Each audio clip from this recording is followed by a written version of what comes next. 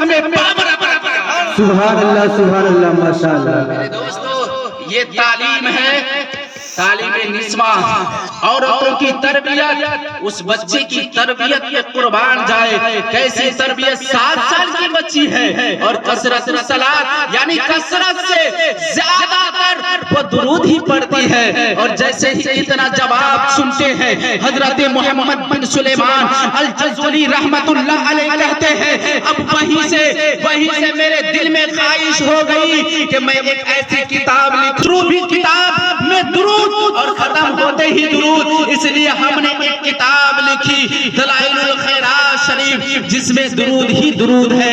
اسی واقعہ کو سن کر میرا دل میں یہ اندر میں یہ جذبہ پیدا ہوا کہ میں ایک کتاب لکھوں گا صرف درود شریف کا، اور اس لیے ہم نے اس کتاب کو لکھا اور وہ کتاب دلائل الخیرات ہے اور اس میں درود ہی درود ہے۔ سبحان اللہ۔ میرے دوستو اس لیے اپنی ماں بہنوں کو ایسی تعلیم دے، ایسی تربیت دے۔ اور یہی نہیں میرے دوستو، کیسی تعلیم؟ آئیے ایک اور تعلیم نسواں کے متعلق واقعہ سماعت کرے۔ مدینہ کی ایک خاتون ہے، نیک خاتون ہے، وہ قرآن کی تلاوت کرتی ہے، کبھی نماز پڑھتی ہے، کبھی نوافل پڑھتی ہے، کبھی قرآن کی تلاوت پڑھتی ہے، اور ٹوٹی ہوئی چٹائی پر لیٹ رہی ہے۔ اور وہ عورت اپنے بیٹے سے کہتی ہے اے بیٹا سن لے، جب بھی میں انتقال کر جاؤں، جس پہ میں نماز پڑھتی ہوں، جس پہ بیٹھ کر کے قرآن کی تلاوت کرتی ہوں، مجھے اسی پہ لپیٹ کر کے دفن کر کے دفنا دینا، کفن دے کر کے دفنا دینا۔ میرے دوستو اسی اسنا میں وہ عورت بیمار پڑ جاتی ہے، مر جاتی ہے، انتقال کر جاتی ہے، اور وہ بیٹا سوچتا ہے کہیں اگر ٹوٹی ہوئی چٹائی پہ ہی لپیٹ کر کے اگر دفنا دیا، کہیں ایسا نہ ہو لوگ کہیں گے یہ غدار بیٹا ہے، یہ لوگ کہیں گے غدار بیٹا ہے، گھر میں کچھ نہیں ہے، ماں کو چھوڑ کر کے گئے نہیں ہے، ایسا کام کیا کہ پرانے ہی کپڑے میں لپیٹ کر کے دفنا دیا ہے۔ وہ بچہ شرم سے بازار جاتا ہے اور حسین و جمیل خوبصورت وہ کفن خرید کر کے لے آتا ہے، لے آنے کے بعد وہ کفن دے کر کے دفنا دیتا ہے۔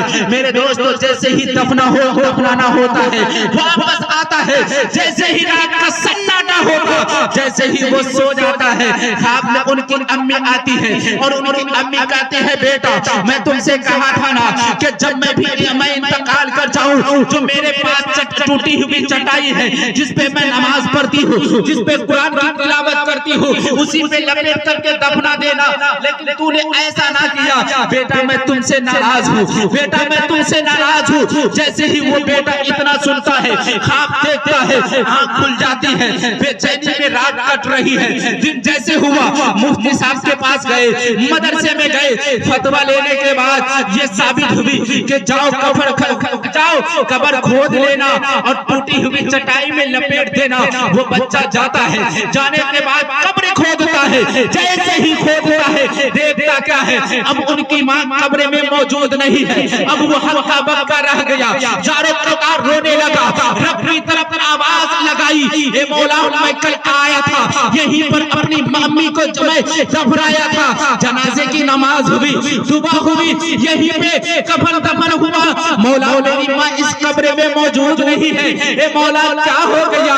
میری امی مجھ سے ناراض ہو کر کے اب قبر سے بھی بھاگ گئی ہے، نکل گئی ہے، اب وہ رو رہا ہے، وہ دل گرا رہا ہے۔ اب عاطف غیب سے اللہ کی طرف سے آواز آتی ہے اے بچہ سن لے، اے میرے پنڈا سن لے، تمہاری امی نیک سیرت یافتہ تھی، تمہاری امی اچھی تھی، تمہاری امی اخلاق مند تھی، تمہاری امی متقی تھی، تمہاری امی پرہیزگار تھی، انہوں نے کبھی اچھے کھانے کی طرف نہ گئی، کبھی وہ اچھے پہننے کی طرف نہ گئی، بلکہ ہمیشہ اللہ اس کے رسول کی ذکر کیا کرتی تھی، جس کی وجہ سے ہم کو گوارا نہ ہوا کہ میں تمہاری امی کو قبر میں اکیلے رکھوں۔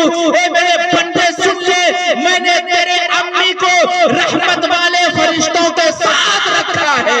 نعرہ تکبیر، نعرے رسالت حضرت مولانا شکیل اشرف مرکزی صاحب قبلہ سرزمین سرگھریا تعلیم نسواں کانفرنس، نعرے تکبیر، نعرے رسالت۔ یہ ہے تعلیم نسواں، یہ ہے عورتوں کی تربیت، یہ ہے عورتوں کے اخلاق کہ اگر ان کی اچھی تربیت دیں گے تو انشاءاللہ وہ جنتی ہو جائے گی اور ہمیں اور آپ کو بھی جنت میں لے کر کے جائے گی۔ میرے دوستو، اس دور میں ضروری ہے اپنی ماں بہنوں کو دین کی طرف لانے کی، ضروری ہے ان کو نماز پڑھنے کے کہنے کی، ضروری ہے ان کو متقی پرہیزگار بننے کی۔ اگر وہ متقی ہوگی تو پھر وہ بھی جنتی ہوگی، ان کے ذریعے سے ہم بھی جنت میں جانے والے ہوں گے، ہمیں بھی جنت کا راستہ مل جائے گا۔ اس لیے میرے دوستو، آج ہم اور آپ تعلیم نسواں کانفرنس میں آئے ہیں۔ اللہ سے دعا ہے کہ ہم تمام لوگوں کو تعلیم نسواں کانفرنس سے جو پیغام ہمیں اور آپ کو دیا گیا ہے ان باتوں پہ ہم عمل کریں گے اور ہم آج ہی سے توبہ کریں گے کہ اللہ ہم سے جو بھی خطا ہوئی ہے مولا ہماری خطاؤں کو معاف فرما۔ اے مولا ہم سے جتنے بھی لغزشیں ہوئی ہے، ہم نے جو بھی گناہ کی ہے مولا ہماری گناہوں کو اس جلسے کے ذریعے سے معاف فرما، کیونکہ اللہ خود فرماتا ہے ان اللہ یحب التوابین، بے شک اللہ توبہ کرنے والوں کو پسند فرماتا ہے۔ بے شک سبحان اللہ، اللہ توبہ کرنے والوں کو پسند فرماتا ہے۔ میرے دوستوں کہتے سبحان اللہ، اگر آپ سبحان اللہ کہیں گے اللہ آپ کو 10 مرتبہ سبحان اللہ کہنے کے برابر ثواب دیا جائے گا۔ خود اللہ دوسری جگہ جو ارشاد فرماتا ہے من جاء بالحسنۃ فلہ عشر امثالها، کہ اگر کوئی ایک نیکی کرے گا خود اس ایک نیکی کے ہو بہو اس کو 10 ثواب عطا فرمایا جائے گا، اس کو 10 ثواب دیا جائے گا۔ پتہ یہ چلا کہ آپ ایک مرتبہ درود پڑھیں گے اللہ 10 مرتبہ درود پڑھنے کا ثواب دے گا، آپ ایک مرتبہ سبحان اللہ کہیں گے اللہ آپ کو 10 مرتبہ سبحان اللہ کہنے کے برابر ثواب عطا فرمائے گا۔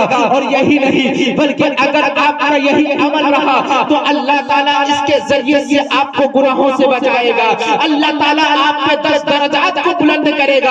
اور بس یہی نہیں بلکہ اگر آپ قیامت کے دن پھنس جائیں گے نیکیوں کو اگر ضرورت ہوگی اللہ انہی کے ذریعے سے، یہی درود کے ذریعے سے، یہی سبحان اللہ کے ذریعے سے اللہ آپ کے نیکیوں کو بڑھا دے گا اور آپ کے گناہوں کو معاف فرما دے گا۔ سبحان اللہ، بے شک۔ میرے بزرگوں، عزیز نوجوان ساتھیوں، میں نے کہا تھا اللہ کا فرمان ہے یا ایھا النبی قل لازواجک و بناتک نساء المؤمنین یدنین علیہن من جلابیبہن، کہ میرے نبی کہہ دیجئے اپنے بیویوں، عورتوں اور مسلمان بچیوں سے، عورتوں سے کہ اگر وہ کپڑا پہنے اور دوپٹہ اوڑھے، چادر اوڑھے تو اس کا ایک ٹکڑا چہرے کی بھی رکھے، کیونکہ یہ چہرے کا پردہ کرنا بھی ضروری ہے، غیر محرم سے بچنا بھی ضروری ہے۔ بس اللہ سے دعا ہے کہ اللہ تعالی ہماری ماں بہنوں کو صراط مستقیم پر چلنے کی توفیق عطا فرمائے،